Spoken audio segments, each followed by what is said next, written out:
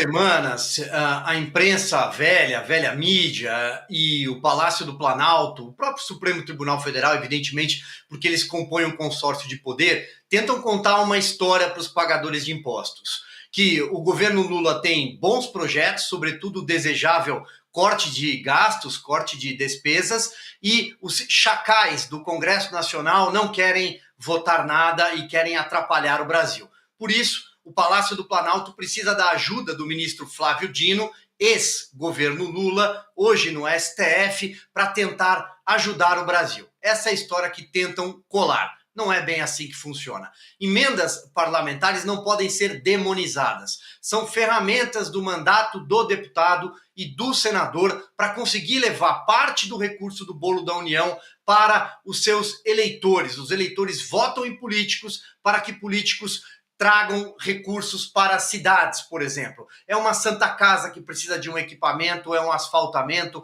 é a reforma de uma praça pública, é um prefeito que precisa de ajuda e de dinheiro federal. É para isso que serve a emenda. Cada parlamentar tem em torno de 50 milhões. As emendas parlamentares representam, nessa disputa do bolo orçamentário, 52 bilhões de reais. E hoje a gente tem ali represados 13 bilhões de reais. O que isso significa? Que o governo teria de liberar praticamente 1 bilhão de reais por dia para cumprir até o final do ano o compromisso de gastos com o Congresso Nacional. Esse é o primeiro ponto.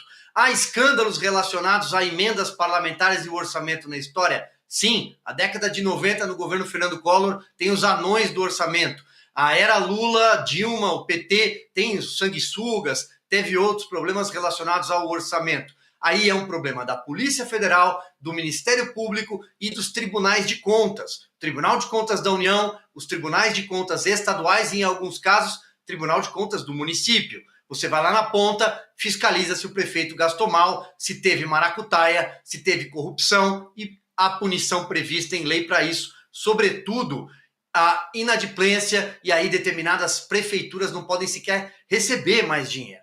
Esse é o primeiro ponto. O segundo ponto é aritmética. E o que o Arthur Lira está dizendo é aquilo que todo mundo já sabe e que o próprio Palácio do Planalto sabe depois de 2 anos. E todo mundo que conhece os caminhos de Brasília reconhece que os 2 próximos anos serão mais difíceis, porque no começo de governo você tem alguma chance de negociar com o parlamento. E o governo não fez maioria. A base nominal hoje é de 130, 140 deputados com esforço. Com esforço. Para você votar uma proposta de emenda constitucional, você precisa de 3/5.